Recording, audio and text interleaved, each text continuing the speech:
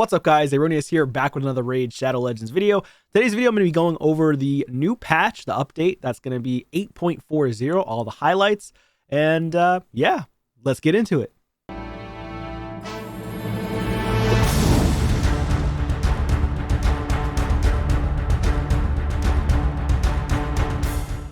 All right, y'all, we've got the highlights for 8.40 coming soon. Although it's quite small, the balance changes it contains will be of interest to all. Apart from Manaya and Queen Eva receiving their buffs, we will also adjust how our live arena artifact sets Impulse and Zale work. Both will become two-piece sets instead, and we'll see some minor changes to the bonuses they grant. On top of that, we're introducing some new champions as well. So let's see. Impulse. So it's a four-piece set right now.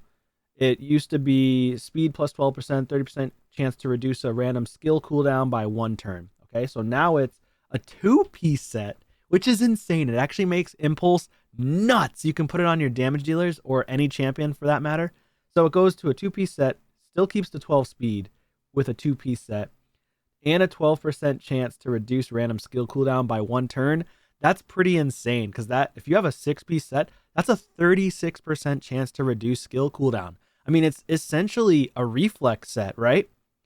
Pretty much. But Reflex has a 40% chance to reduce skill cooldown, but this has additional speed, so you can go faster with this set. It's like an upgraded Reflex set, if you think about it that way. Really, really good change. Let's see the next set. So Zale used to be 4 set crit damage 25% plus 7.5% chance or damage for every 25% HP the champion has. So it scales. If you have 100% HP, it's 7.5 times 4, which is a 30% increase in damage.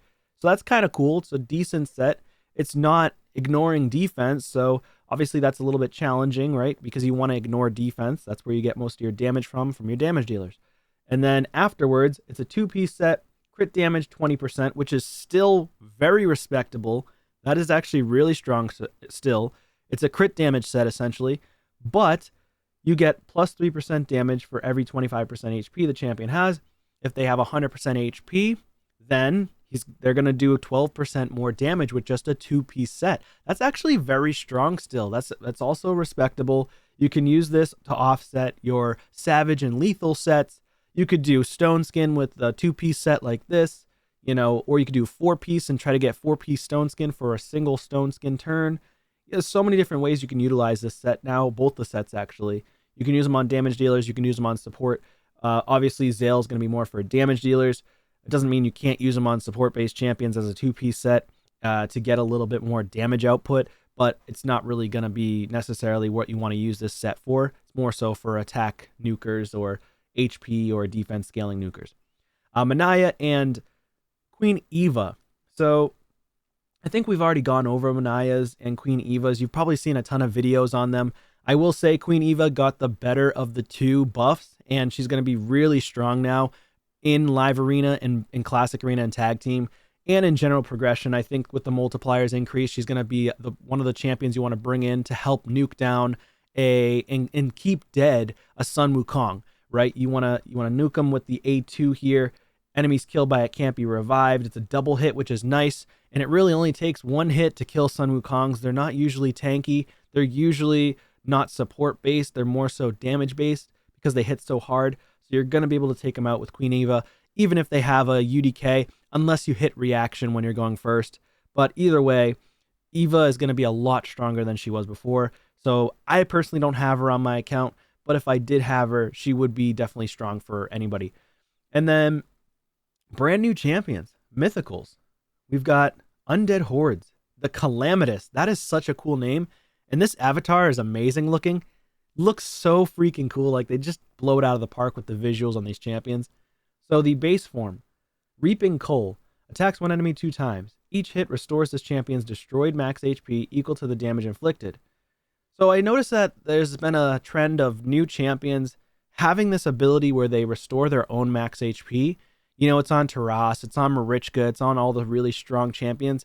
But then it really seriously mitigates the usage of destroy max HP champions in Arena and the destroy gear, right? So it makes those destroy gear start to be fading away from Arena a little bit and more focused towards PvE only.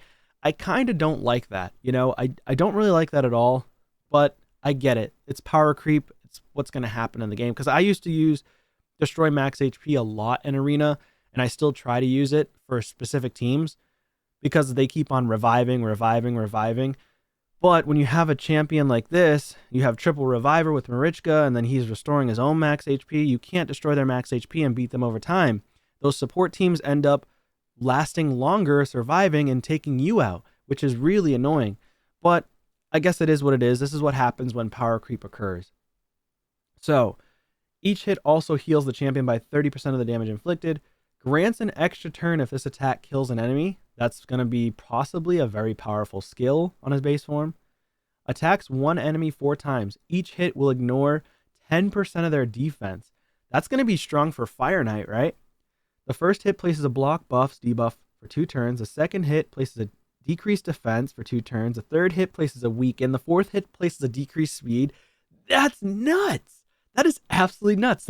He could also be used in Hydra. He can be used in Fire Knight. He can be used in Sand Devil's Necropolis. Some people might try to factor this guy in place of your Raiho Bone Spears or your Ramontus of the world, right? Because he has the decreased defense, weaken, block buffs, and just in general 4 debuffs is going to allow your champions to do more damage to the Sand Devil.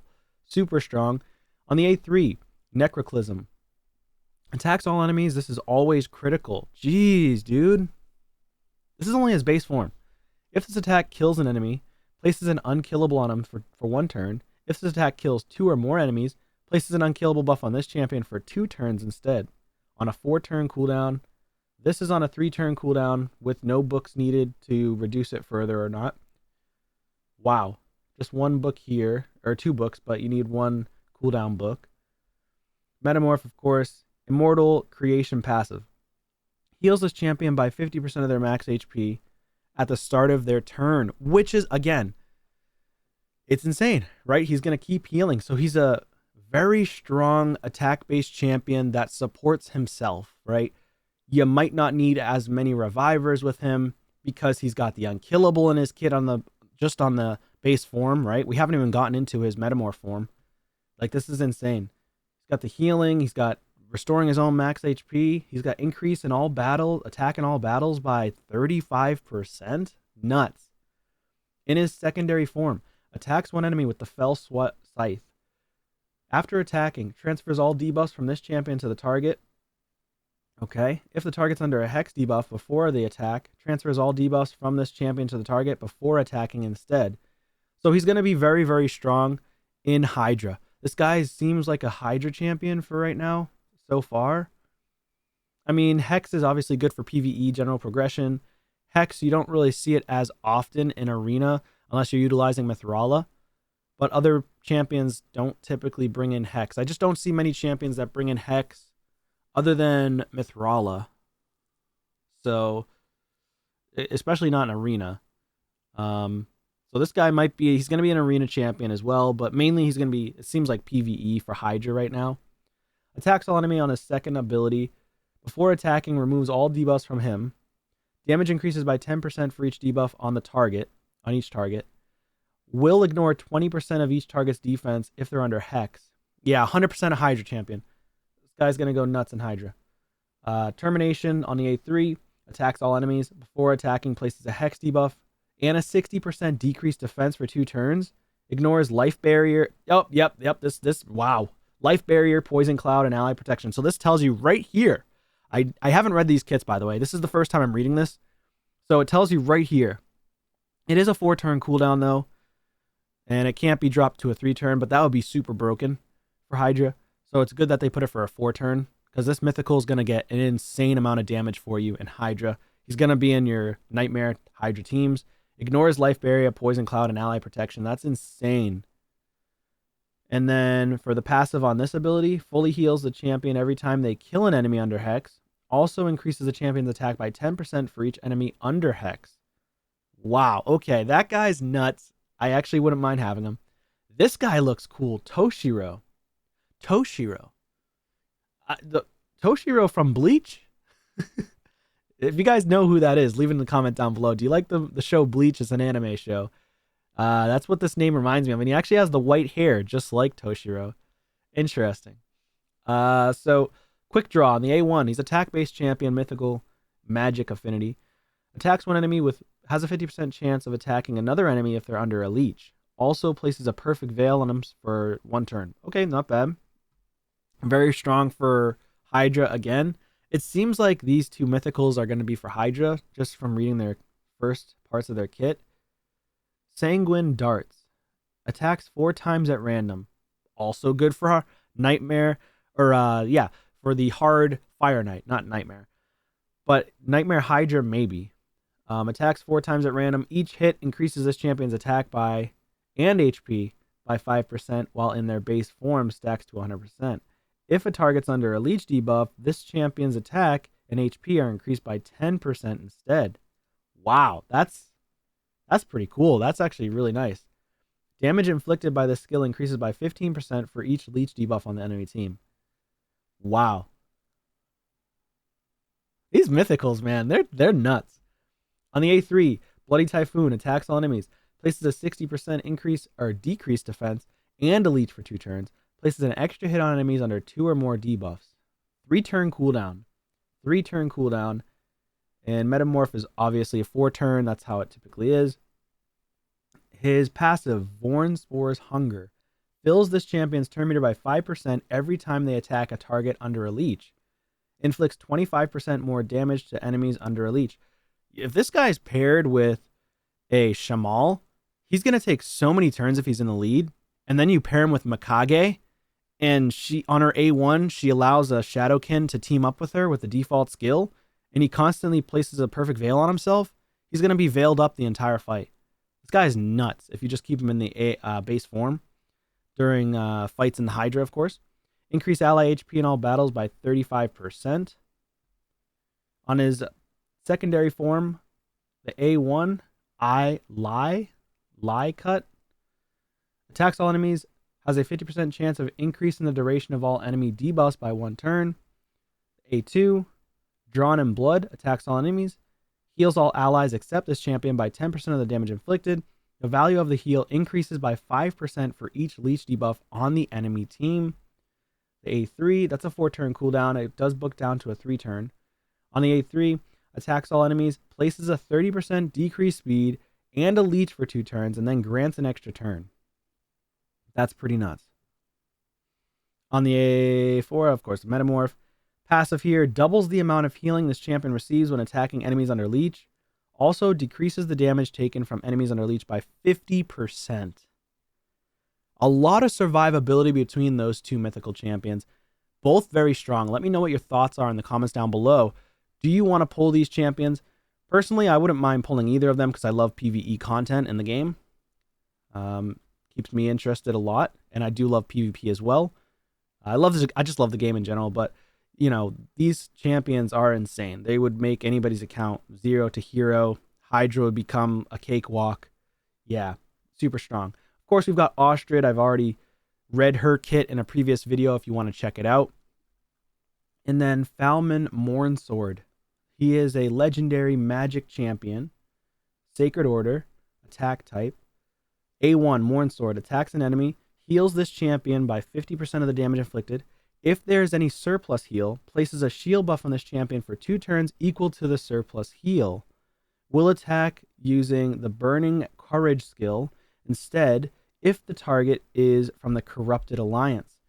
Okay, so Corrupted Alliance, let's just take a look really quickly. Of course, we're going to have a update here. Corrupted Alliance is Demon Spawn, Undead Hordes, Dark Elves, and Knights Revenant. So that's a lot of champions there, and they're all really strong, right? You got Demon Spawn, you've got Prince Kymar, Kandrafon, you've got Duchess, you've got Helicath, you've got tons of strong champs like Rhodos, Ultimate Death Knight. So this guy can be pretty strong against those champions.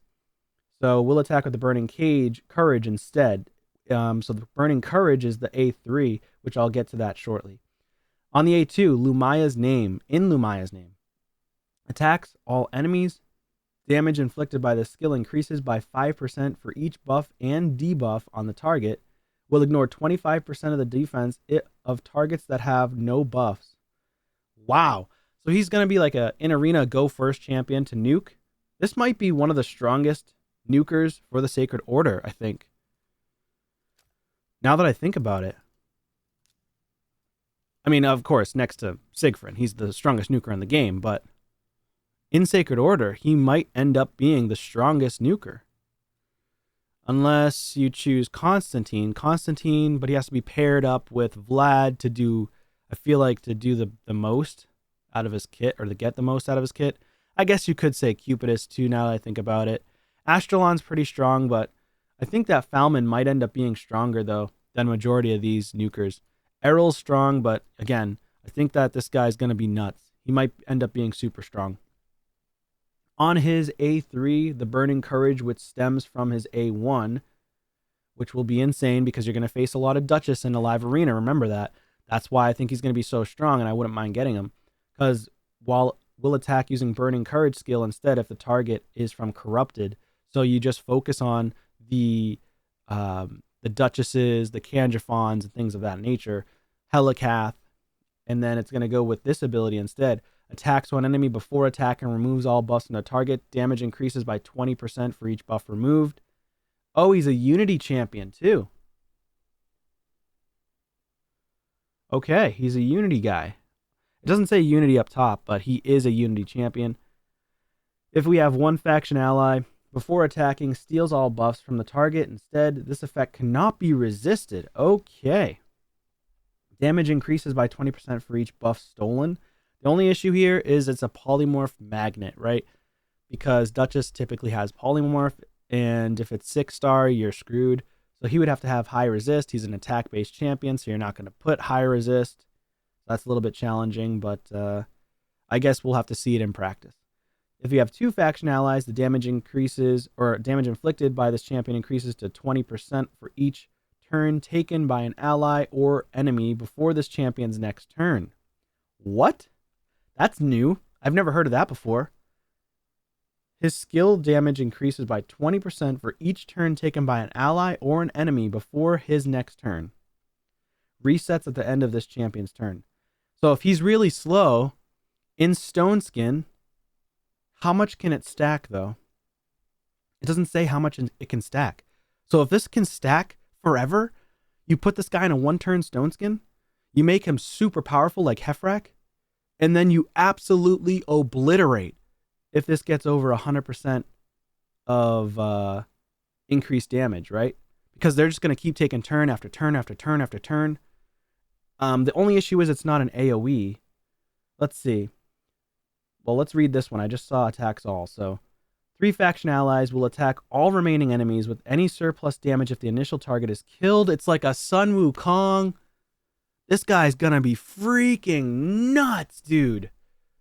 Holy crap, these new champions are gonna be so crazy. This attack cannot be critical though, which is like Sun Wukong. If the initial target survives, places a guaranteed True Fear debuff on all enemies for one turn. Again, polymorph, but this guy has so much going on in his kit. You're going to want to run him with Sacred Orders. Wow, I probably would end up using Errol a little bit more, maybe rebuild my Sir Nick. I have Martyr as well, so I could use them. On his passive, decreases the damage taken by this champion by 10% for each turn taken by an ally or enemy before this champion's next turn. Holy crap. So increases his damage for every champion taking a turn before his next turn, and also mitigates damage as well. This guy's going to be, I feel like he's going to be bonkers. Because you just put him in Stone Skin, make him a little bit slower, like 200 speed, and most players in Live Arena are way over 200 speed. The only issue is going to be if he gets locked out, right? So that could be a problem. So you're going to have to ban the lockout. Resets at the end of the champion's turn. Fills an ally's turn meter by 2% whenever they place a buff or debuff. Okay, that's with one faction ally.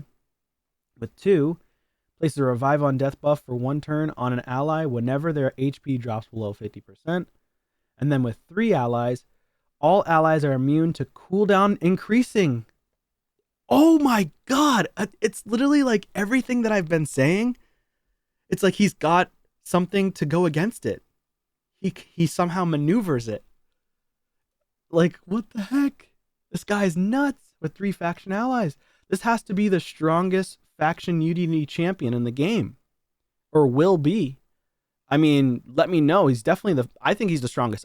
This is gonna be the thumbnail. Strongest faction unity champion in the game when he comes out, with all 3 faction allies. The other ones, no, not even close. Immune to increasing effects. That means you don't need to worry about banning a Warlord or banning a Yumeko or banning a Crixia. That's insane, which means you can do all Stone Skin. I am going to go so hard at getting this guy. I'm going to try my absolute best at getting him. The only issue is it's always Prism Shards. It's always Prism Shards. I'm hoping that they do a guaranteed Ancient event for this guy, and you can get him with like 150 Ancients, because that would be crazy. This guy's so strong. I mean, I could just be hyping him up way too much, but based on his kit, he looks magnificent. Increase ally attack in all battles by 30%. Increase ally crit rate in all battles by 15%. Only applies to Sacred Order. So you can build everybody with 85% crit rate or less. Errol, you could drop even further, because with Errol, let me just go ahead and do this real quick and show you. Errol already has a 30% chance of inflicting a critical on every skill, which means you can drop him to 70% already, minus 15% more. You can drop in a 55% crit rate and stack an insane amount of damage. So he's going to be nuts with Errol. He's going to be nuts with other faction allies. So definitely go for this guy, Falmond Mornsword. He's going to be a freaking monster. Last one here, but not least, Wallmaster Othorion. Wallmaster. Okay, he's going to place up walls. Magic, legendary, attack base, high elf. Okay. Skyfall Arrow. Attacks all enemies. This attack will not trigger counterattacks. Okay. Fills the champion's turn meter by 5% for each living enemy after the attack. Falcon Shot. Attacks all enemies 2 times. The first hit has a 75% chance of placing a block buffs for 2 turns. Second hit has a 75% chance of placing a decreased attack for 2 turns. Fills his turn meter by 5% for each living enemy. It seems like this guy's going to be insane for Hydra so far. It's a 3-turn cooldown. Books out to 100%. He's got damage booked in there. It's nice. Forever Marked on his A3 places a 50% increased attack buff, 50% increased accuracy buff, and increased speed buff on this champion for 3 turns, and then grants an extra turn on a 4-turn cooldown, which basically makes it a 3-turn, which means that he'll always have these buffs forever. The only issue is going to be he's going to become a target for the Mischief Tank. So you want to try to make him a target for the Mischief Tank potentially, unless there's another way you can get that Mischief Tank to not target him. So yeah, so you might need to end up putting 450 resistance on him, but he has a lot of AoEs. You can put him in a Hex set. It would be really strong. And then high damage and high resistance. So no foe too great, passive. Increases this champion's max HP by 20% for each enemy killed or Hydra head decapitated by this champion. Stacks up to 50%. So he would be the perfect Mischief Tank. Like, these champions that are being iterated into the game, or introduced into the game rather, are going to be magnificent. You're going to want them on your account. Wallmaster is going to be great. Falmon's going to be great. The Mythicals are going to be great. Ostrid's going to be great. I mean, they're all good champions. The only one that has like a crappy buff here is going to be Manaya. And the sets that were introduced earlier on and now upgraded here and buffed are also very good. So let me know your thoughts and comments down below. Let me know if you really like these champions. Which one do you want to go for? And yeah, I'd love to hear your thoughts. Thank you so much for watching. Subscribe to the channel, and I'll see you on a video soon. Take care.